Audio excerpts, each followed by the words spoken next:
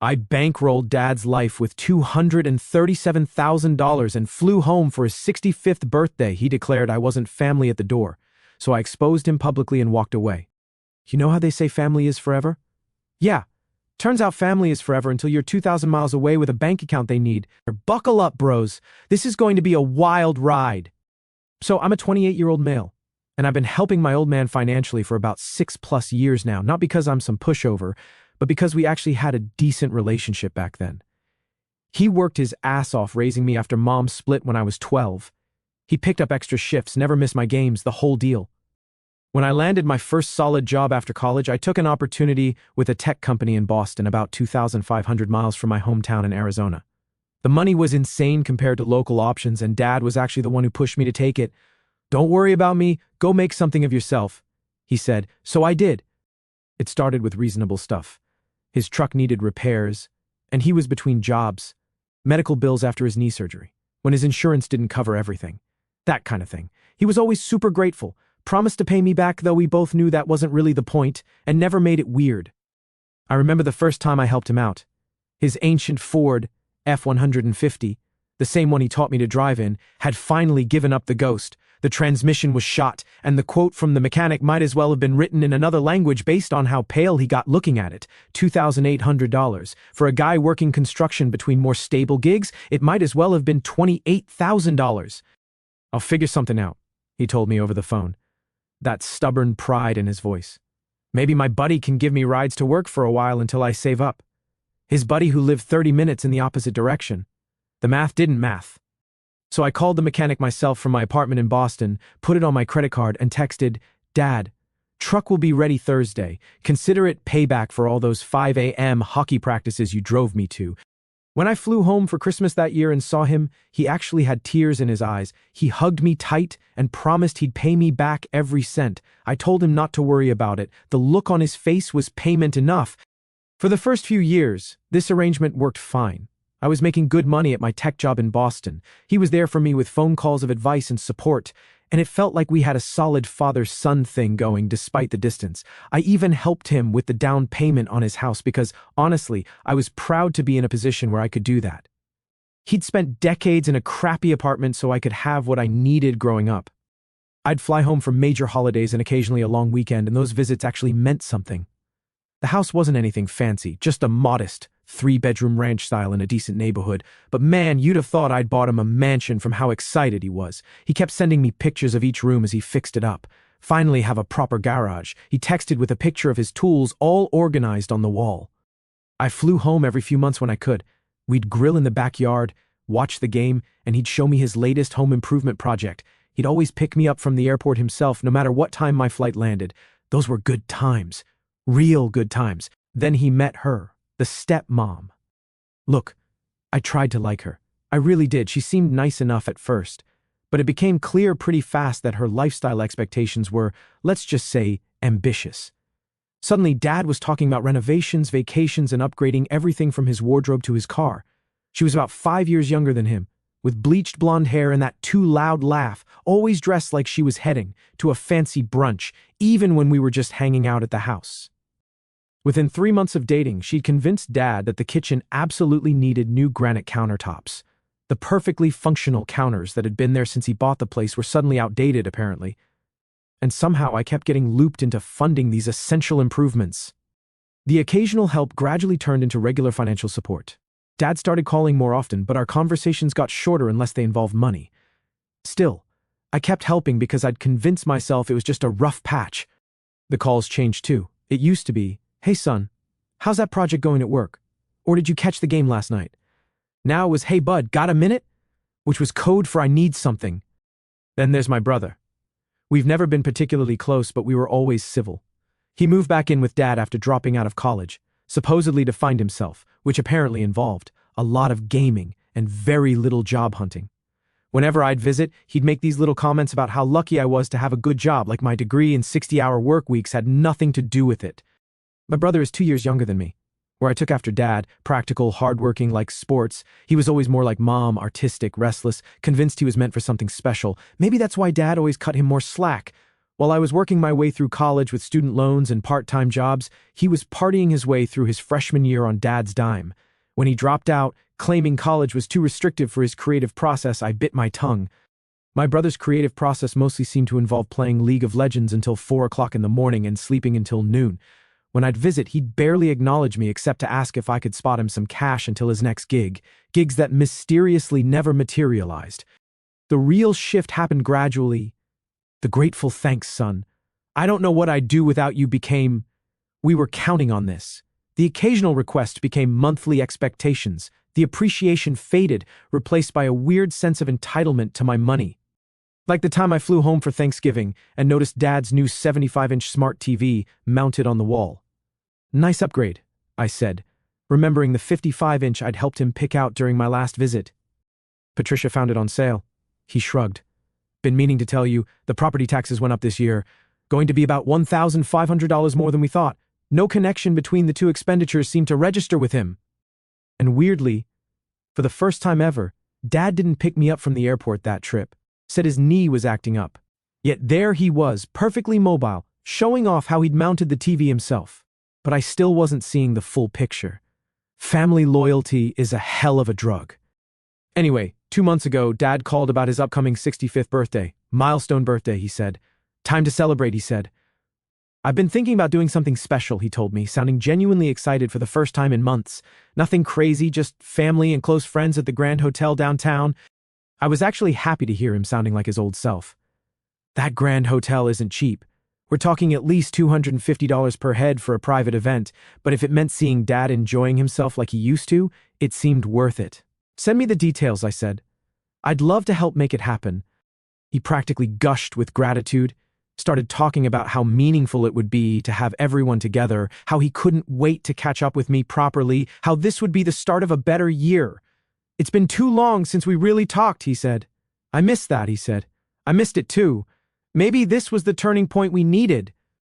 Over the next few weeks, I transferred enough to cover the venue, a cool $12,000, helped pick menu options over the phone, even gave input on the music selection. Dad kept me in the loop about everything, who was coming, the schedule, all of it. Aunt S is flying in from Phoenix, he texted one day. Uncle R and his new wife are coming too, family I hadn't seen in years. This was shaping up to be quite the event. This is going to be great, he texted. Everyone's excited. I should have noticed he never actually said, I'm excited to see you there. But I was busy at work and it felt good to be involved in something that seemed to make him happy. For a minute there, it felt like we were rebuilding our relationship. I didn't receive a formal invitation, but why would I? I was helping plan the damn thing. Of course I'd be there. I booked a cross-country flight, took 3 days off work, and reserved a hotel room near the venue. The day before, I texted him to confirm the time as I was packing my suitcase, and he responded, doors open at 7, dinner at 8. No mention of meeting up beforehand or offering to pick me up from the airport, but I didn't think much of it. I even bought a new suit for the occasion. Charcoal gray Tom Ford that set me back nearly $2,000. I'm not usually a brand guy, but this was a special occasion, the first time I'd be seeing some extended family in years, and after a 5-hour flight, I wanted to at least look good while fighting the jet lag. The morning of the big day, I sent a quick looking forward to tonight text. No response, but Dad was probably busy with last-minute preparations. I got a haircut, picked up my freshly tailored suit, even splurged on some fancy cologne. This was going to be the reset our relationship needed. My flight landed at 4:30, giving me just enough time to grab my rental car, check into the hotel, shower off the airplane grime, and get dressed. Driving through my old hometown felt strange. I'd flown 2,500 miles for this, spent a small fortune on airfare, hotel, car rental, and that suit, but it would all be worth it to finally reconnect with Dad and the extended family I rarely saw anymore. I showed up to the hotel right at 7 o'clock, looking sharp and feeling pretty good. The place looked amazing. Elegant decorations, professional staff, open bar, exactly what you'd expect for the price tag. The Grand Hotel is the fanciest place in our city, old-school luxury with modern touches, crystal chandeliers, marble floors, staff who somehow always know exactly when you need something.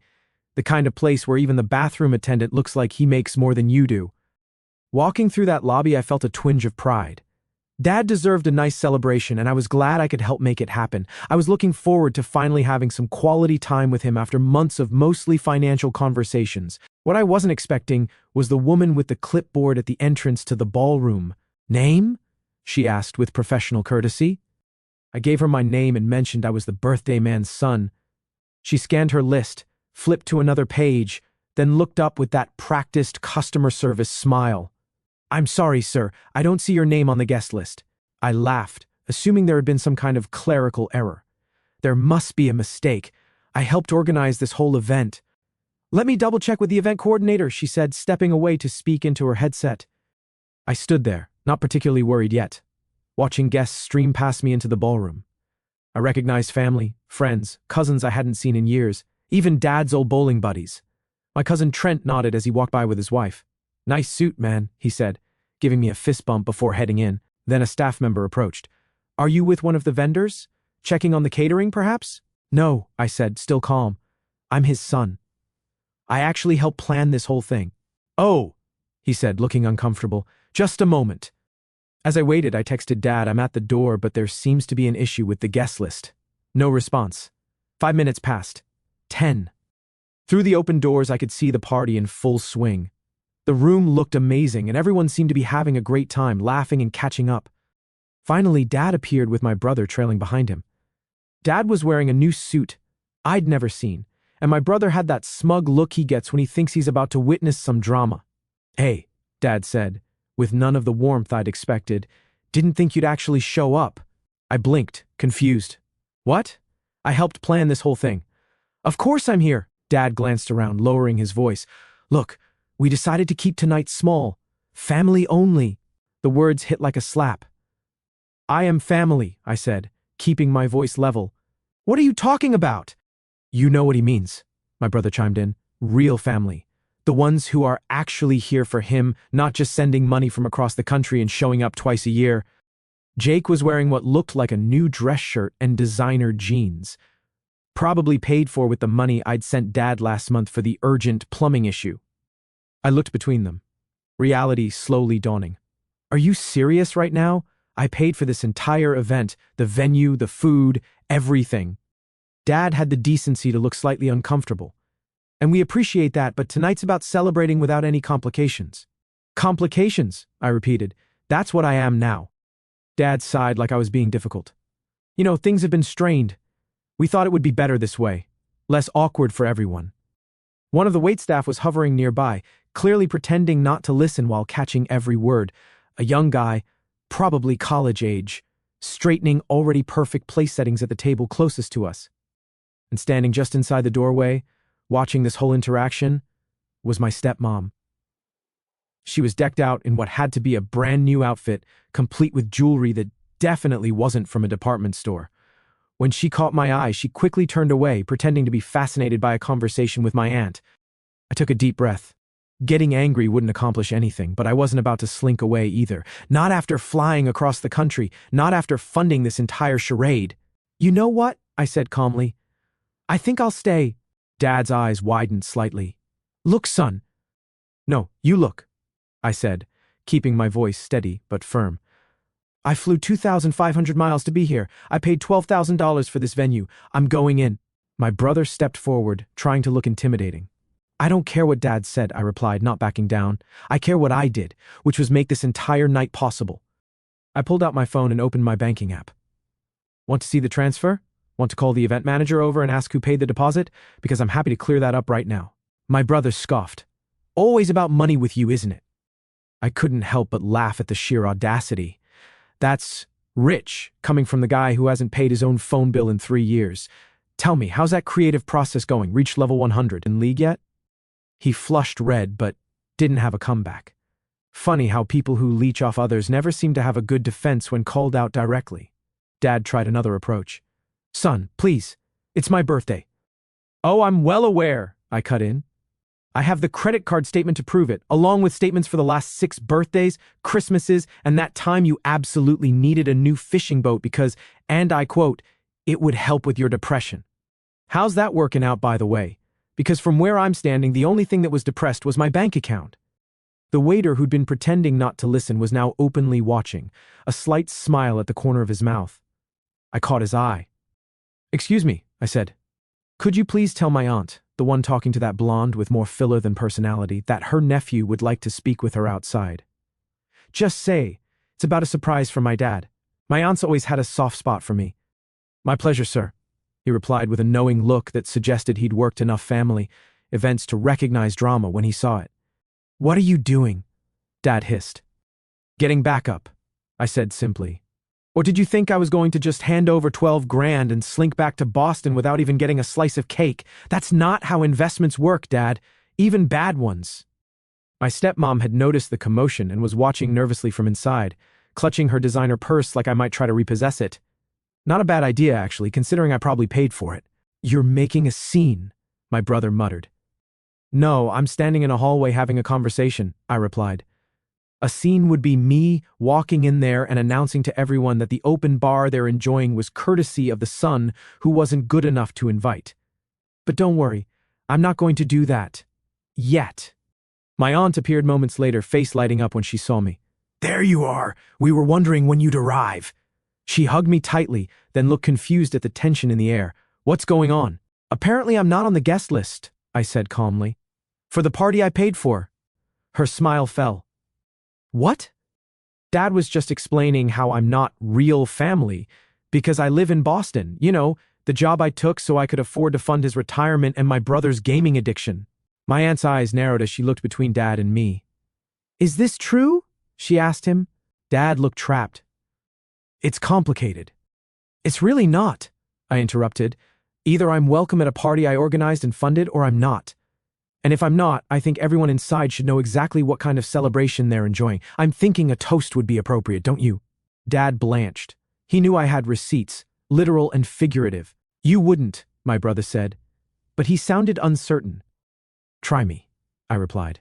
I've got nothing to lose at this point. You guys made sure of that when you decided I wasn't family enough to attend, but was definitely family enough to foot the bill, kind of like how I wasn't family enough to be invited to Thanksgiving last year, but was family enough to pay for stepmom's emergency root canal the next week. Funny how that works. My aunt looked stunned. Of course you're welcome. This is ridiculous. She linked her arm through mine. You're coming in with me right now. Maybe we should discuss this privately. My brother started. Oh, I think we're done discussing, she cut in with a tone that brooked no argument. My aunt had always been a force of nature. Your brother flew across the country and paid for this entire event. He's coming in. My brother started to protest, but Dad cut him off with a look. He knew when he was cornered. Fine, he muttered, but don't make a scene. I'm not the one who created this scene, I replied, walking past him with my aunt. I'm just the one who refused to be the punchline. As we entered, several heads turned. The whispers started immediately. My stepmom's face fell when she realized I was coming in. My aunt, bless her, made sure to walk me right up to her. Look who I found being turned away at the door, she said loudly. Can you believe someone forgot to put his name on the guest list after he arranged everything? My stepmom's smile was so stiff it looked like it might crack her foundation. Oh, what a terrible oversight. So glad you could make it. Wouldn't have missed it for the world, I replied, with a smile that didn't reach my eyes. Nice necklace, by the way. Reminds me of the one I saw when my credit card statement showed a charge at Tiffany's last Christmas. What a coincidence. She touched the diamond pendant nervously. Your father has excellent taste. Yes, in jewelry. Not so much in party guests, apparently. I turned away before she could respond and headed for the bar. If I was going to get through this evening, I needed a drink. Maybe with a little umbrella in it just to mark the occasion. What's really going on? My aunt whispered as we walked through the crowd. 6 years of financial abuse followed by the ultimate slap in the face, I said under my breath. I've sent them almost $250,000, and they tried to keep me out of a party I literally paid for. Her eyes widened. $250,000? Yes. I've got all the receipts, every transfer, every text, every broken promise to pay it back when things stabilize. Jesus Christ, she breathed. And tonight was just the icing on the cake. They didn't think I'd actually show up.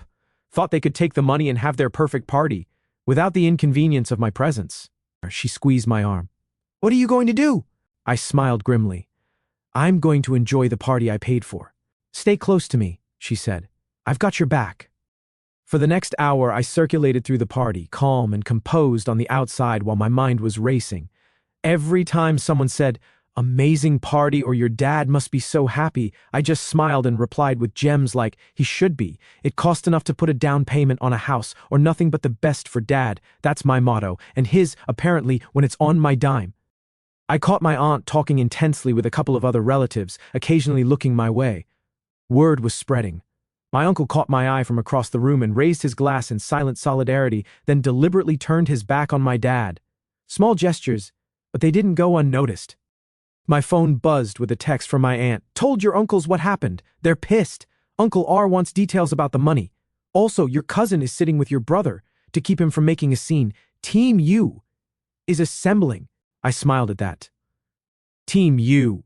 Maybe I wasn't as alone in this family as I thought.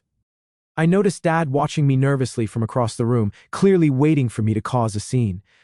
My brother had stationed himself protectively near the DJ booth, as if I might try to hijack the music, if he only knew what I was actually planning.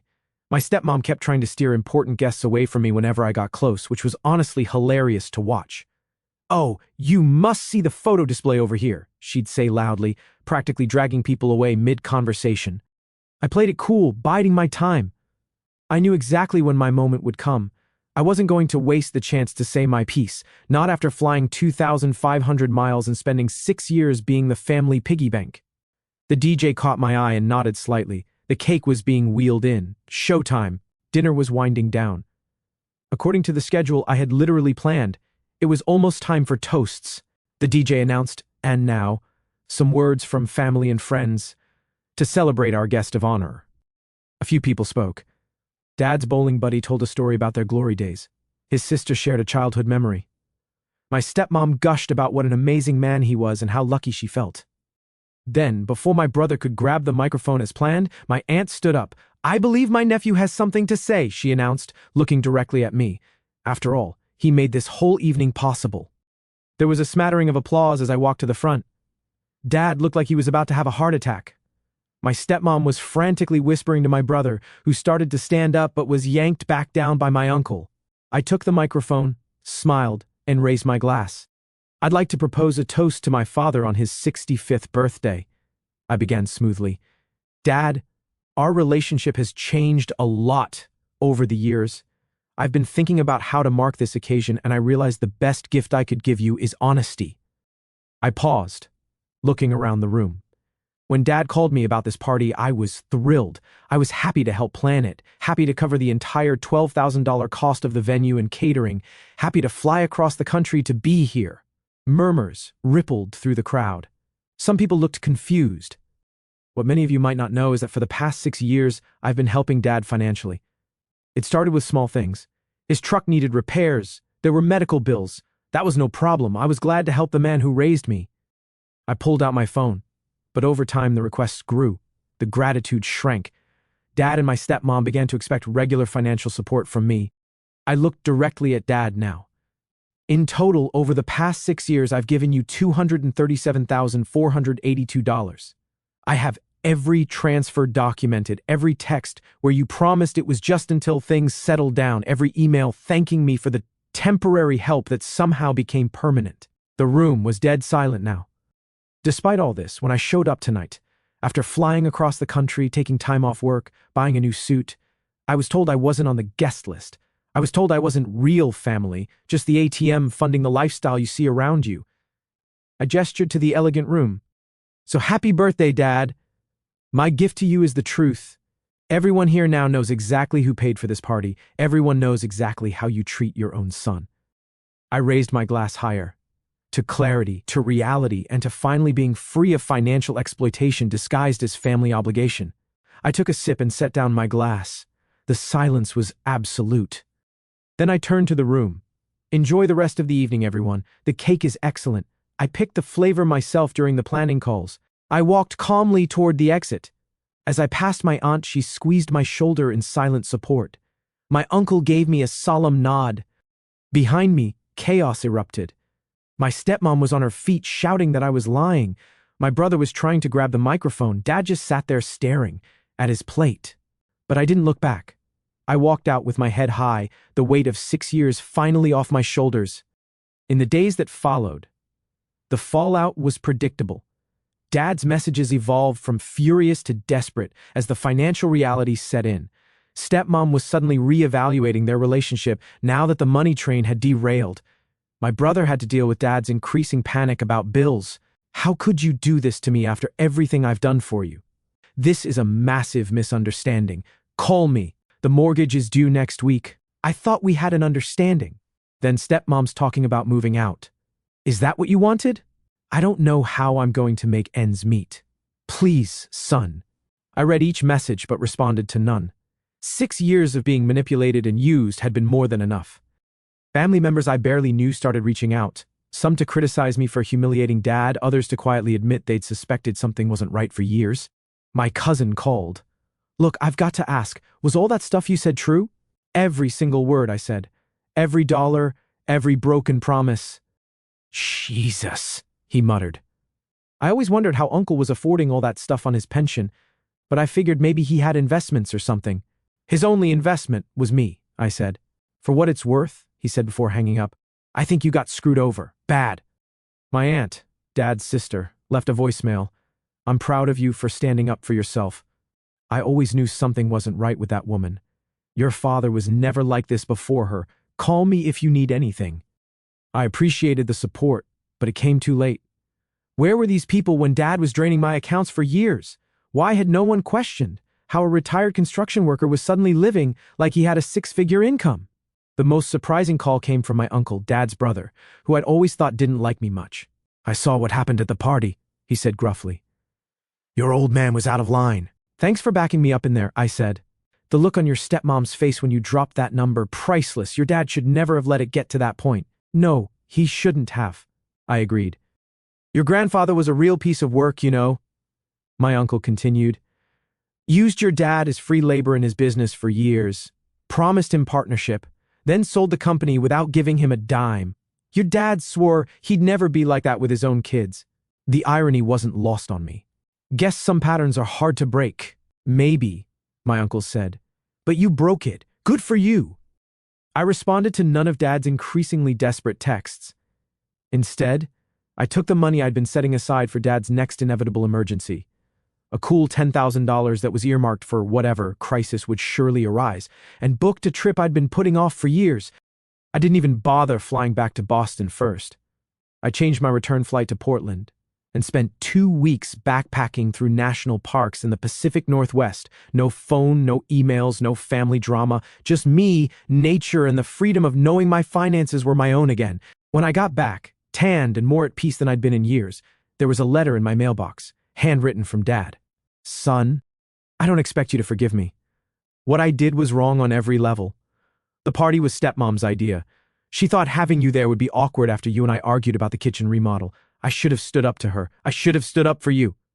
The truth is, I've been drowning for years. First in debt, then in lies to cover that debt. It was so easy to lean on you because you never said no, never made me feel small for asking, and I took advantage of that in the worst way. Stepmom left last week, took what she could carry, and cleared out our joint account. Your brother's furious with both of us, you for cutting off the money, me for not having a backup plan. He's moving in with friends next month. I've put the house on the market. It's too much for me anyway, and I need to start paying you back. I know it will take the rest of my life to make things right financially, but I have to try. I miss who we used to be. I miss who I used to be before I became this person I don't recognize. If you ever want to talk, I'm here. No expectations, no requests. Just a dad who failed his son and hopes someday to make amends. Love always. Dad." I folded the letter and put it back in the envelope. Maybe someday I'd be ready to talk to him again. Maybe I'd even be able to forgive him, but not today. Today I was calling a financial advisor to set up a retirement account for myself. Today I was finally putting myself first. People ask if I regret how things went down. I don't. I'm not angry anymore. I'm just done. I helped because I genuinely wanted to. Because I remembered the dad who worked double shifts to buy me baseball equipment and drove me to college in our beat-up truck. But that man is gone, replaced by someone who saw me as nothing more than a convenient ATM, willing to exclude me from a celebration I paid for because my actual presence wasn't valuable to him, just my wallet. Sometimes the clearest way to show someone their behavior is to simply hold up a mirror. No sneaking around, No elaborate schemes, just standing tall, looking them in the eye, and speaking your truth. And sometimes the best birthday gift you can give is the gift of reality.